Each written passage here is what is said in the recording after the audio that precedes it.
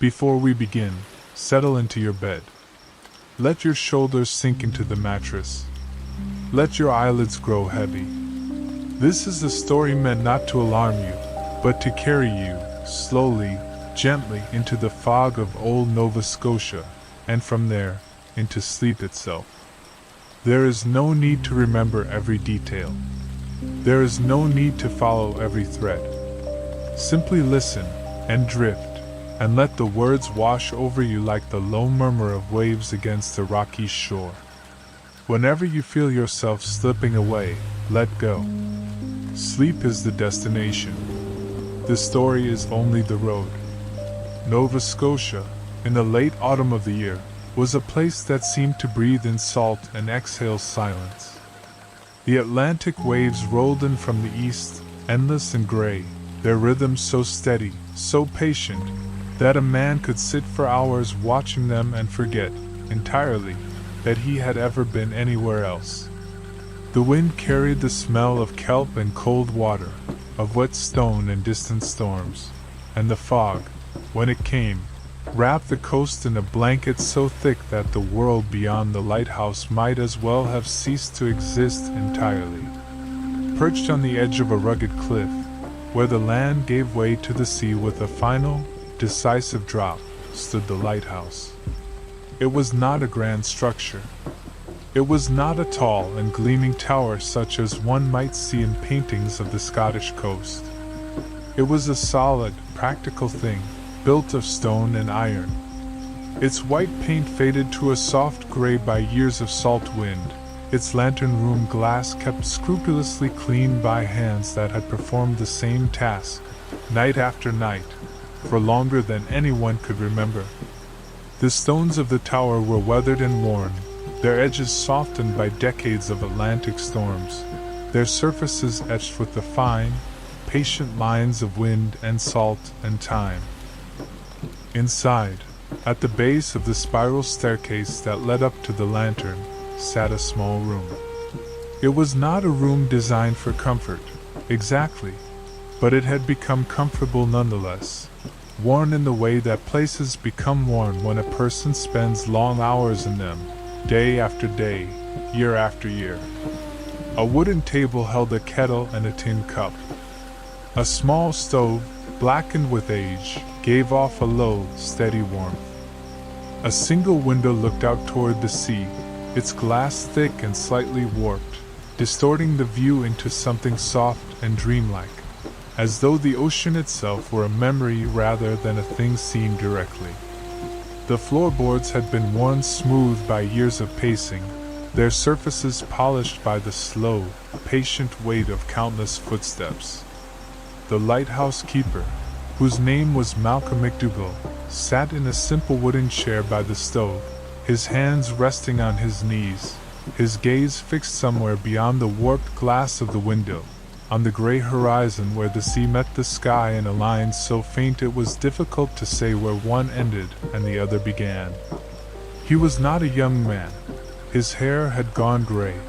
His face was lined by wind and salt and years of squinting into the distance. But his eyes were clear and his hands were steady.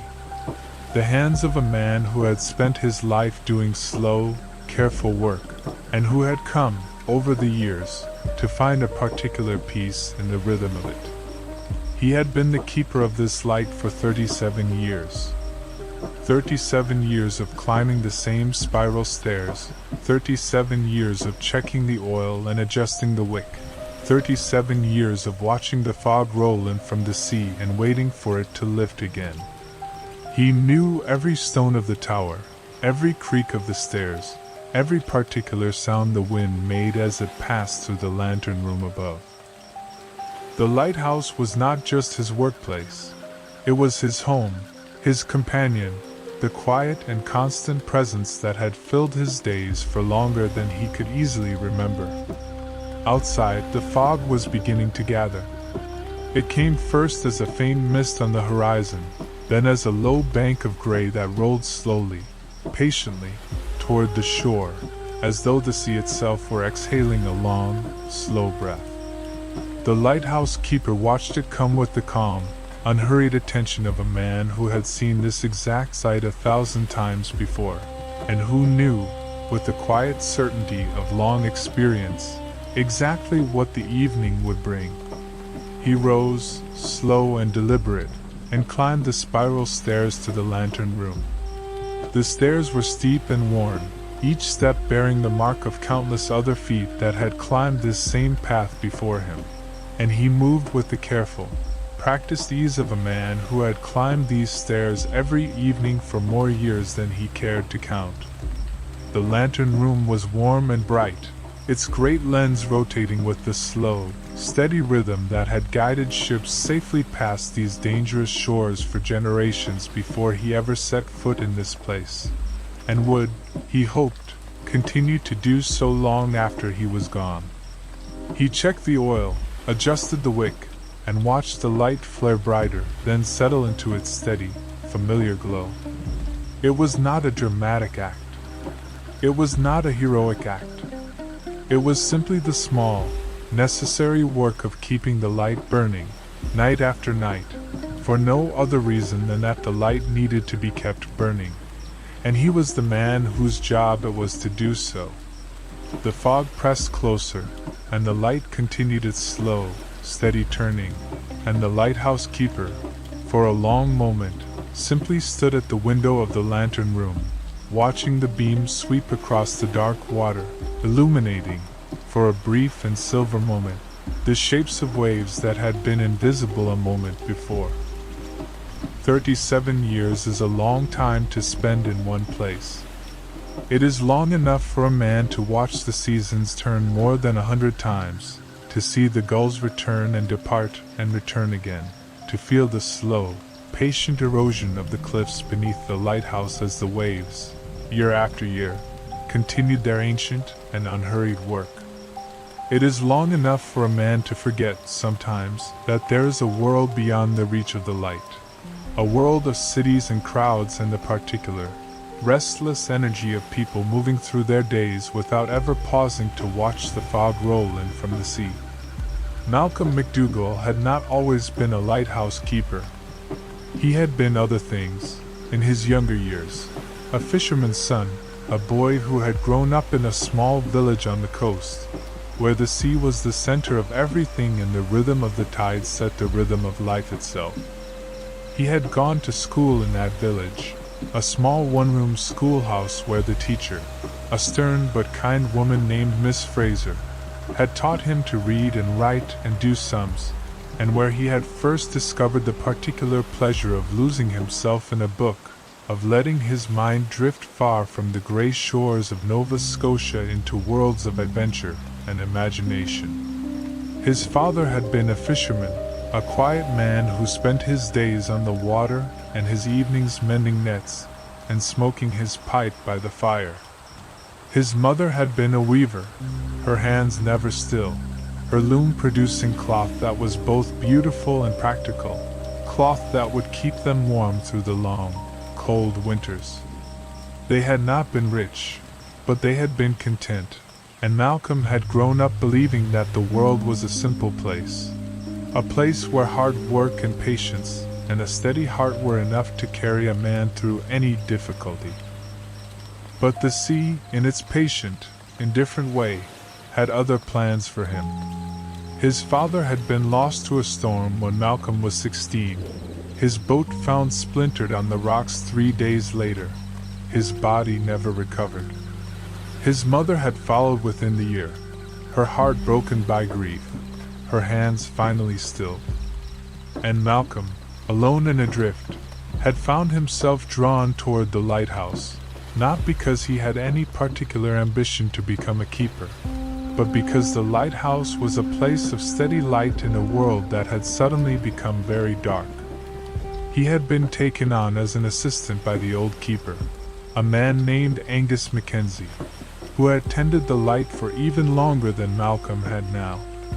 Angus was a man of few words and steady habits, a man who had learned, over the course of his long life, that the best way to survive the loneliness of the lighthouse was to fill each day with small, necessary tasks, to keep the hands busy and the mind occupied, to let the hours pass in their slow, unhurried rhythm without ever quite noticing how many of them had passed. Angus had taught Malcolm everything he knew. He had shown him how to check the oil and adjust the wick, how to clean the lantern glass until it was so clear it seemed almost invisible, how to read the weather and the shifting patterns of the clouds and the changing colors of the sea. He had taught him to sound the foghorn at the right intervals, to keep the journal with care and precision, to find pleasure in the small, ordinary details of a life that might, to an outsider, have seemed impossibly dull. Angus had also taught him something else, something more important than the practical skills of lighthouse keeping. He had taught him to be still, to sit in silence, and watch the waves without feeling the need to fill the silence with words or movement, or the restless, anxious energy that so often drives people to fill the empty spaces of their lives with noise. He had taught him that there is a particular peace in doing a thing that needs to be done, quietly and faithfully, without expecting any reward or recognition, and that this peace, once found, is more valuable than any amount of fame or fortune or the approval of others. Malcolm had learned these lessons well. He had carried them with him through the long years of his own tenure, through the storms and the calms, through the fog and the clear nights, through the quiet, steady rhythm of a life lived in the service of a light that never asked for anything in return except to be kept burning. The village where Malcolm had grown up was called Port Malcolm, a small fishing community on the southern coast of Nova Scotia, where the houses were painted in bright colors that seemed to defy the gray of the sea and sky, and where the smell of salt and fish and drying nets was so familiar that its absence, in other places, always felt strange and unsettling. He had not been back to Port Malcolm in many years.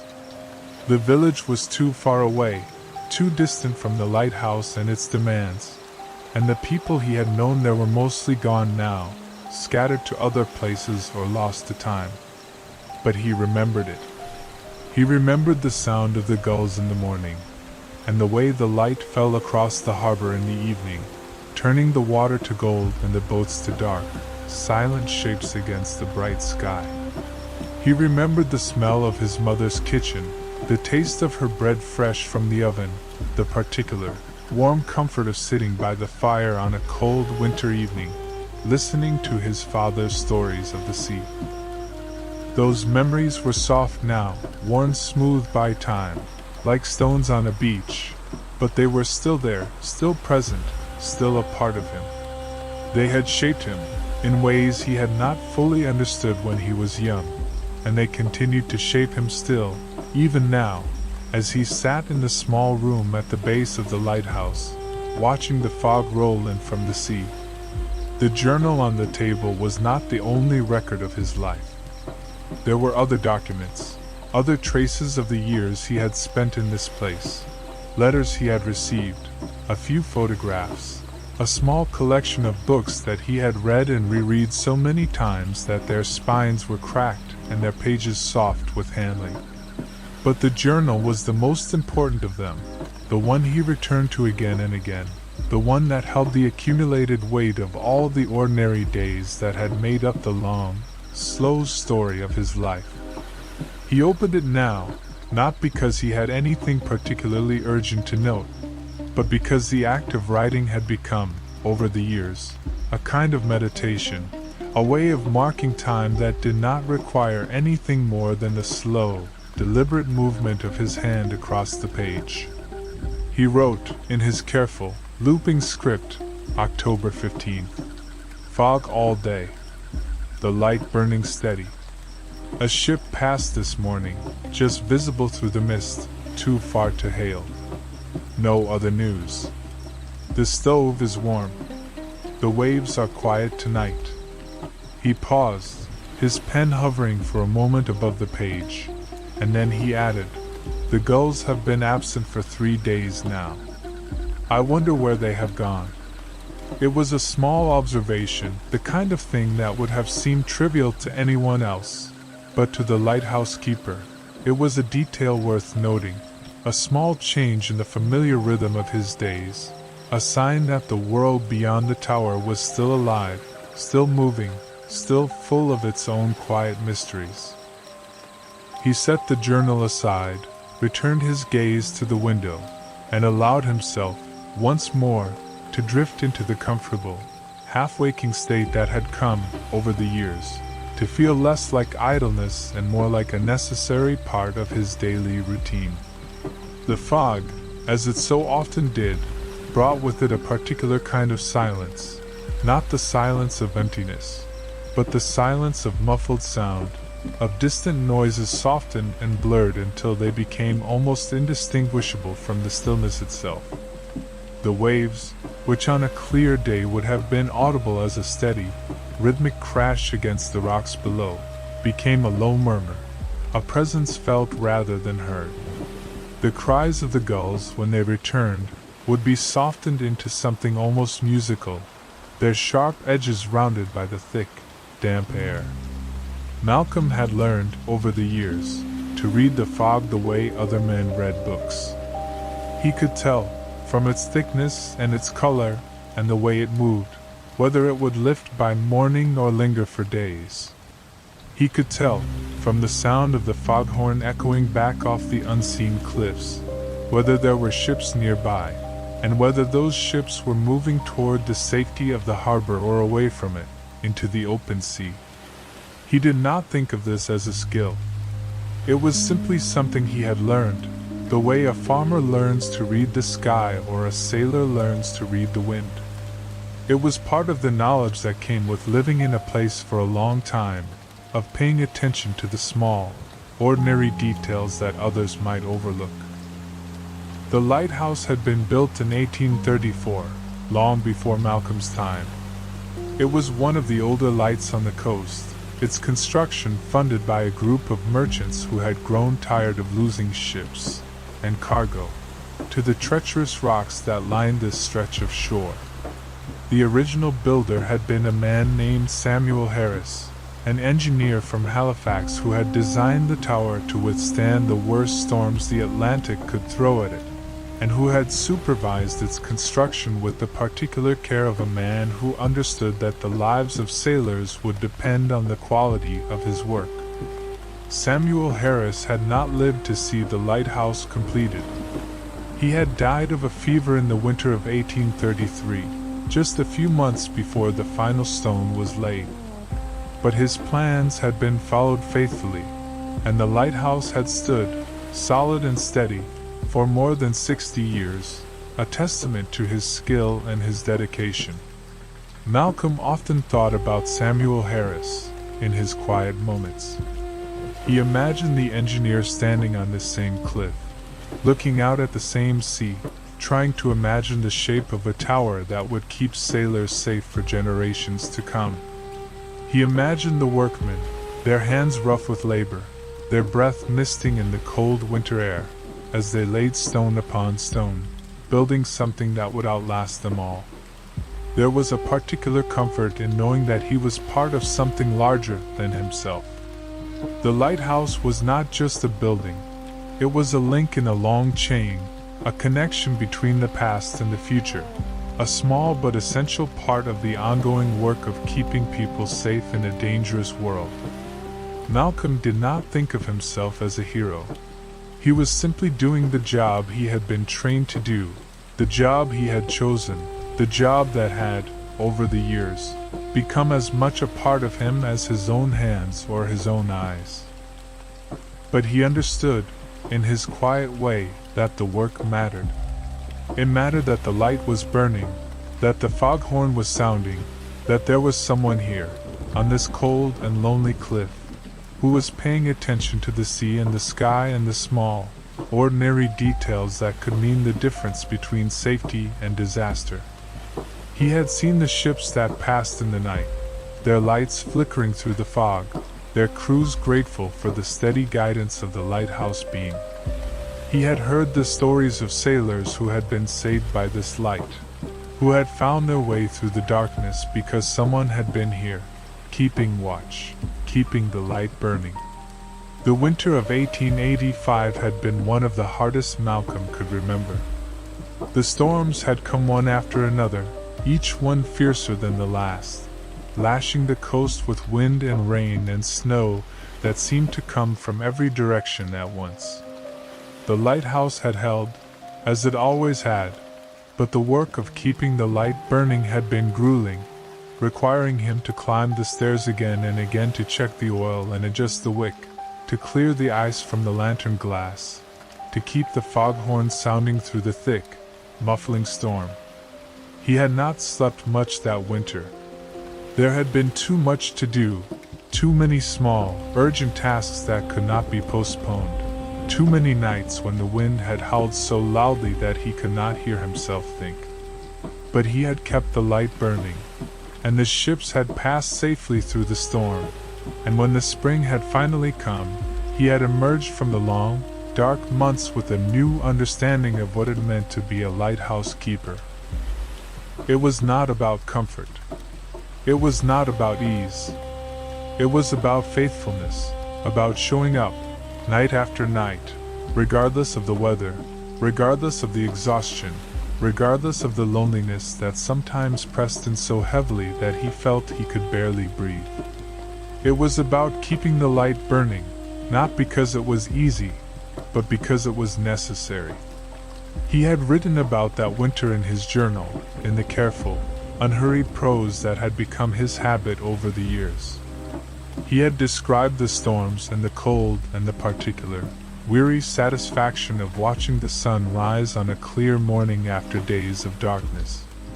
He had not complained, not exactly, but he had recorded the difficulty of it, the weight of it, the slow, patient endurance that had carried him through. March 14th. The storm has finally broken. The wind has dropped, and the sea is calm for the first time in weeks. I have not slept more than a few hours at a time since the beginning of February. But the light is burning, and the ships are safe, and that is enough. He had read the entry many times since, in the years that followed, and he had always found a particular comfort in it, a reminder that he had endured something difficult, and that he had come through it, and that the light was still burning. The spring that followed that terrible winter had been one of the most beautiful Malcolm had ever seen. The wildflowers had bloomed in profusion along the cliffs, their colors bright against the gray stone, and the gulls had returned in great flocks, their cries filling the air with a sound that was almost musical. The sea had been calm, its waves gentle and easy, and the fog had been rare, allowing the light to shine clear and bright across the water. He had spent long hours on the cliff that spring, simply sitting and watching the world come back to life. He had felt, in those hours, a particular peace, not the peace of forgetting, but the peace of acceptance, the peace of knowing that the difficult times would come and go, and that the light would still be burning, and that he would still be here, faithful and steady, watching over the sea. He had thought that spring about the first keeper of this lighthouse, a man whose name he did not know, whose face he could not imagine, but whose work he continued, night after night, year after year. He had felt a connection to that unknown keeper, a sense of continuity, of being part of something that stretched back through the generations and would continue, he hoped, long after he was gone. The journal on the table beside him was not the only one that had been kept in this room. There were others, older journals, their pages yellowed and their bindings cracked, that had been left behind by the keepers who had come before him. Malcolm had read them all, slowly and carefully, over the years, and he had come to know those keepers in a way that seemed almost intimate. Their handwriting, their habits, their small observations about the weather and the sea and the ordinary details of their days. Some of them had been men of few words, their entries brief and functional, recording only the most essential information. Others had been more reflective, their pages filled with observations and thoughts that seemed to reach across the years, speaking directly to Malcolm as he sat in the same room, looking out at the same sea. He had learned, from those journals, that he was not alone in his solitude, that the keepers who had come before him had faced the same long winters, the same thick fog, the same quiet evenings by the stove. He had learned that the work of keeping a lighthouse was not just about the practical tasks, but about the quiet, patient endurance of time itself, the slow accumulation of days and nights that eventually became a life. The weather had been calm for several days now, the wind light and the sea gentle, and Malcolm had taken advantage of the fine weather to do some work on the lighthouse grounds. He had repaired a section of the fence that had been damaged by the winter storms, and he had cleared the path that led from the lighthouse to the small jetty where the supply boats sometimes docked. He had also spent some time in his small garden, planting a few hardy vegetables that might survive the salt wind and the cold. The garden was a small patch of green in the gray landscape of the coast, a place where he could feel the soil beneath his hands and watch things grow. It was not much, but it was something, a small connection to the land that was, in its own way, as important to him as the sea that stretched out beyond the cliffs. He had planted potatoes and carrots and a few cabbages, and he had watched them grow with the same careful attention he brought to the light itself. He thought, sometimes, that the garden was a kind of counterbalance to the lighthouse, the one a symbol of the steady, unchanging light, the other a symbol of the slow, patient growth that was the true work of time. The supply boat, when it came, brought more than just food and supplies. It brought news from the outside world, newspapers and letters and the occasional visitor, a reminder that the world beyond the lighthouse still existed, still moved forward, still carried on its busy, restless course. Malcolm did not always welcome these reminders. He had grown accustomed to his solitude, and the presence of strangers could sometimes feel intrusive. But he understood that they were necessary, a small connection to the world he had left behind. The boat came every 3 months, weather permitting, and it was always a small event in the quiet rhythm of his days. He would walk down to the jetty to meet it, exchanging a few words with the captain and the crew, carrying the supplies back up the cliff path in a series of slow, careful trips. He would sort through the mail, reading the letters slowly, savoring the news they contained. And he would spend the next few days feeling, in a small way, reconnected to the world. The letter from Margaret had arrived on one such supply boat, its envelope worn and creased from the journey, its handwriting careful and clear. He had opened it slowly, his hands steady despite the small flutter of anticipation in his chest, and he had read the words that were written there, in a hand that was careful and clear and full of the particular warmth of someone who had taken the time to write with care. Dear lighthouse keeper, I have not forgotten the light. I have not forgotten the warmth of your stove or the kindness of your welcome. I think of you often, and of the peace you carry with you, the peace of a life lived with steady, quiet purpose. He had read the letter several times, slowly, letting each word settle into the quiet space of his heart, and then he had folded it carefully, and placed it in the leather-bound journal beside the kettle and the tin cup. He had not written a reply, not immediately, but the thought of writing one had settled into his mind like a small, warm ember, a reminder that the world was not entirely empty, that there was someone out there who was thinking of him, someone who remembered the light. He had thought, in the weeks that followed, about what he might say in a reply. He thought of telling her about the gulls that had returned, and about the new lantern glass he had installed in the lantern room, which caught the light more clearly and sent its beam further across the water than it had before. He thought of telling her about the small garden he had begun to plant near the base of the tower, a few hardy vegetables that might survive the salt wind and the cold, a small patch of green in the gray landscape of the coast. He thought of telling her that the light was still burning, and that he had not forgotten her kindness, and that he was grateful for the warmth of her words in the long, quiet evenings of autumn. But the letter was not yet written, and the words were not yet ready, and so he let them wait, patient and unhurried, the way the lighthouse itself waited, night after night, for the ships that passed, and the fog that rolled in from the sea, and the slow, steady turning of the earth toward the dawn. The days passed, as they always did, in their slow, unhurried rhythm, and the thought of writing to Margaret remained with Malcolm, a small, warm presence in the quiet spaces of his mind. He did not rush to put pen to paper. He had learned over the years that the best letters were not the ones written quickly, but the ones that had time to settle, to find their own shape, to become something true and unhurried. Margaret, for her part, had arrived safely at the village on the other side of the headland. The journey had been longer than she had expected. The coach had broken down, and she had walked the final miles in the fog, her feet cold and her heart anxious.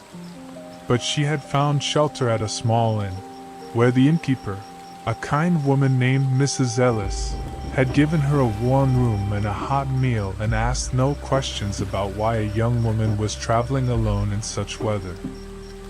She had stayed in the village for several weeks, helping Mrs. Ellis with the inn's daily tasks, and she had come to know the place in the slow, unhurried way that only comes from living somewhere, from letting the rhythm of the place settle into one's bones.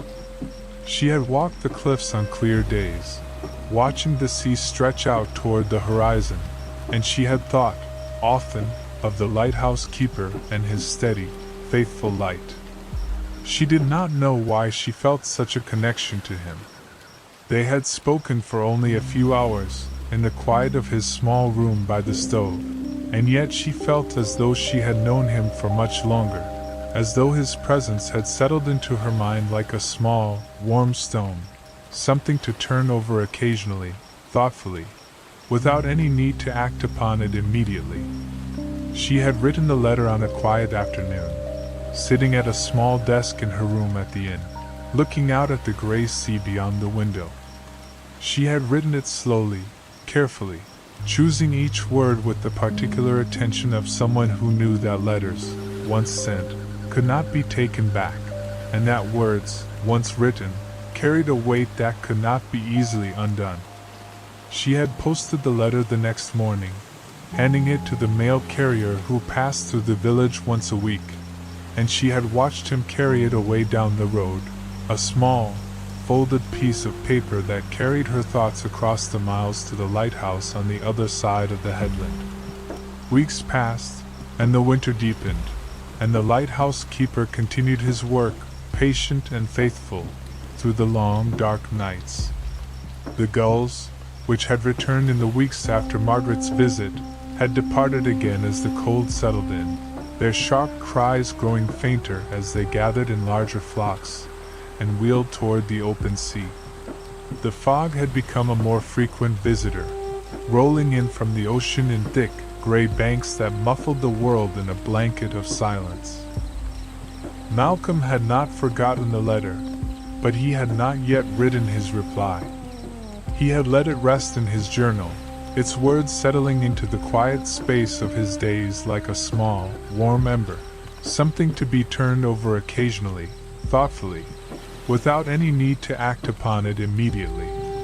The winter of 1886 brought with it a storm that was even fiercer than the one Malcolm remembered from the year before. The wind howled for days, driving snow and ice against the lighthouse walls, and the sea rose in great, gray waves that crashed against the cliffs below with a sound like thunder. The light held, as it always had, but the work of keeping it burning was grueling, requiring him to climb the stairs again and again, to check the oil and adjust the wick, to clear the ice from the lantern glass, to keep the foghorn sounding through the thick, muffling storm. He did not sleep much that winter. There was too much to do, too many small, urgent tasks that could not be postponed, too many nights when the wind had howled so loudly that he could not hear himself think.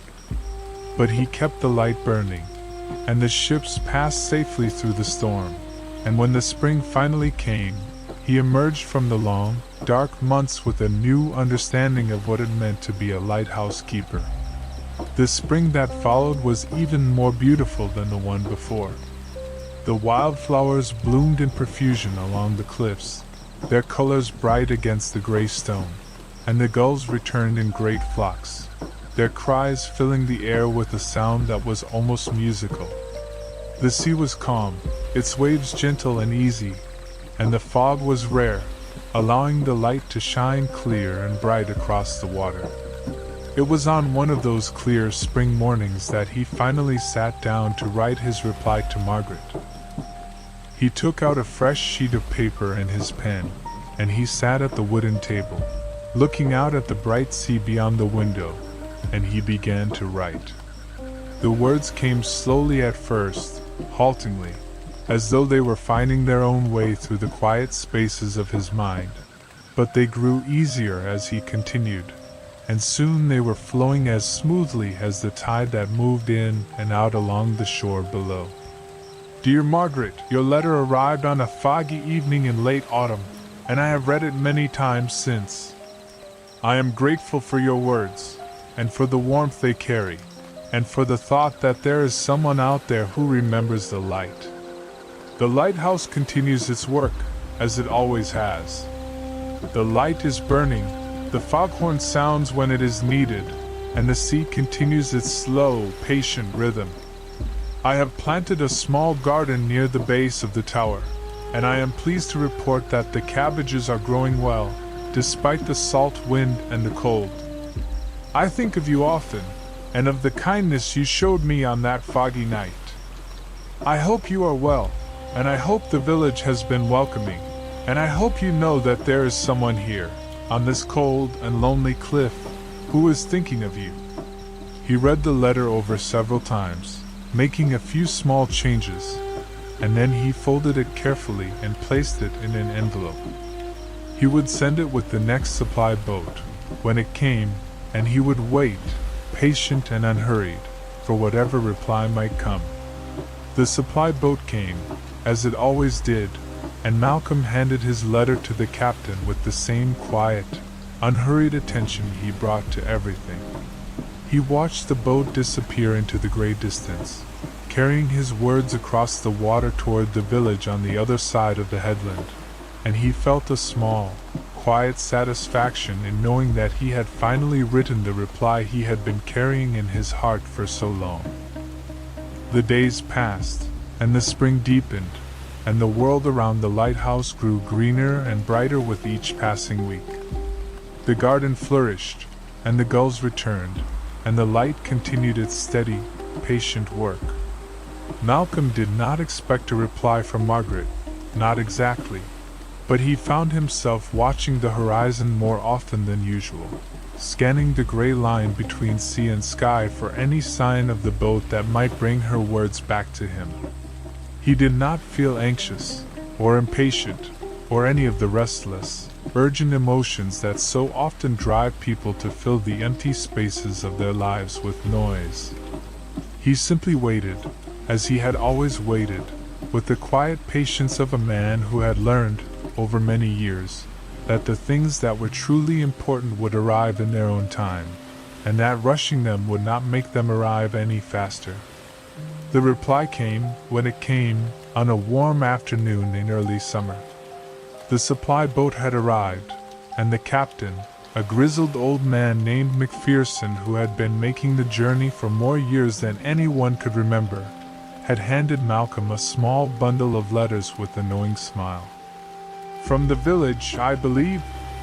A young woman there asked me to make sure this reached you. Malcolm took the letters with a steady hand, thanked the captain, and carried them back up the cliff path with the same slow, careful pace he brought to everything. He did not open them immediately. He waited until he had reached his small room at the base of the lighthouse, until he had settled into his chair by the stove, until he had poured himself a cup of tea and let the warmth of the day settle around him. And then, slowly, carefully, he opened the letter. Dear Lighthouse Keeper, your letter arrived on a bright spring morning, and I have read it many times since. I am glad to know that the light is still burning, and that the garden is flourishing, and that you are well.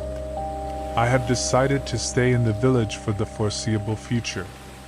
I am teaching at the small school here, and I have found a room to rent above the general store. The children are bright and curious, and the villagers have been kind, and I have discovered, to my own surprise, that I am content in this place. But I have not forgotten the lighthouse, or the peace I found there, or the kindness you showed me on that foggy night. I hope you will write again, when you have time, and I hope you will let me know how the light is doing, and the garden, and the gulls, and all the small, ordinary details that make up your days. He read the letter slowly, carefully, letting each word settle into the quiet space of his heart, and then he set it down and looked out at the bright sea beyond the window. She had stayed. She had found a place for herself in the village, a life of her own, a purpose that carried her through her days. She had not forgotten him, and she had asked him to write again, and he found that, in the quiet, steady rhythm of his heart, he was glad. He wrote again, and again, and again. The letters became a regular part of his life, a small, quiet thread that connected him to the world beyond the lighthouse. He wrote about the weather and the sea and the small, ordinary details of his days. He wrote about the garden and the gulls and the slow, patient work of keeping the light burning. He wrote about the storms and the calms, the fog and the clear nights, the long, quiet evenings by the stove that had become, over the years, the true center of his life. Margaret wrote back, and her letters were full of the same warmth and kindness that had marked her first letter. She wrote about the children in her classroom, and about the villagers and their small, ordinary lives, and about the particular, quiet beauty of the coast in every season. She wrote about her own thoughts and feelings, her own hopes and fears, her own slow, patient discovery of a life that had not been planned, but that had found her anyway. Their correspondence became a part of the rhythm of his life, as natural and familiar as the turning of the tide or the passage of the seasons. He did not think of it as anything extraordinary. It was simply part of the way things were, part of the small, quiet web of connections that held him to the world. The seasons turned, as they always did, and the lighthouse keeper continued his work, patient and faithful, through the long, slow cycles of the year. The letters from Margaret arrived regularly, a small, steady presence in the quiet rhythm of his days, and he found himself looking forward to them, to the small, warm moment of connection they brought to his life. He did not think of it as love, exactly. He was too old for that, too set in his ways, too accustomed to the solitude of his life to imagine any other kind of existence. But he thought of it as something precious, something he had not expected to find, something that had arrived in his life like a small, unexpected gift. The summer passed, and the autumn came, and the winter settled in once more, cold and gray and full of fog.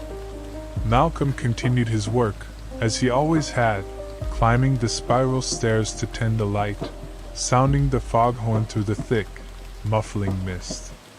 The letters from Margaret continued to arrive, and he continued to write back, and the thread of connection between them grew stronger, more natural, more a part of the rhythm of his life. He did not think about what might happen next, or what the future might bring. He simply lived, as he had always lived, one day at a time, one night at a time, one slow, patient hour after another.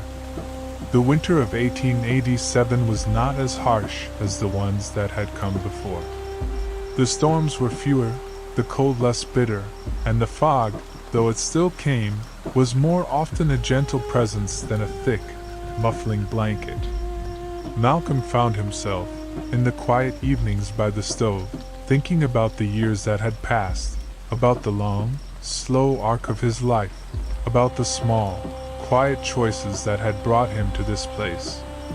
He thought about the village where he had grown up, and about the people he had known there, and about the ways in which his life had been shaped by the sea and the wind and the slow, patient work of keeping the light burning. He thought about his parents, and about the old keeper who had taught him, and about the unknown keepers who had come before, whose journals he had read in the long, quiet evenings of his early years. He thought, too, about Margaret, not with any particular urgency, but with a quiet, steady warmth that had become a part of his daily life. She had become a presence in his thoughts, a small, steady light in the quiet spaces of his mind, and he found that he was grateful for her, for the warmth of her letters, for the connection they had forged across the miles. The spring came again, and with it, a letter from Margaret that carried news he had not expected. I have decided to visit the coast this summer.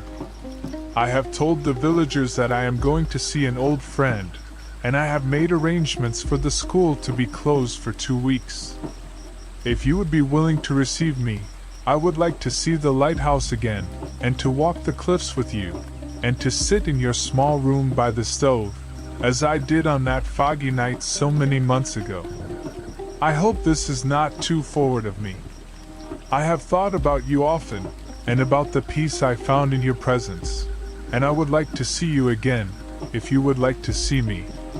He read the letter 3 times, slowly, carefully, letting the words settle into the quiet space of his heart. She was coming. She was coming to see him, to walk the cliffs with him, to sit in his small room by the stove, just as she had done on that foggy night so many months ago.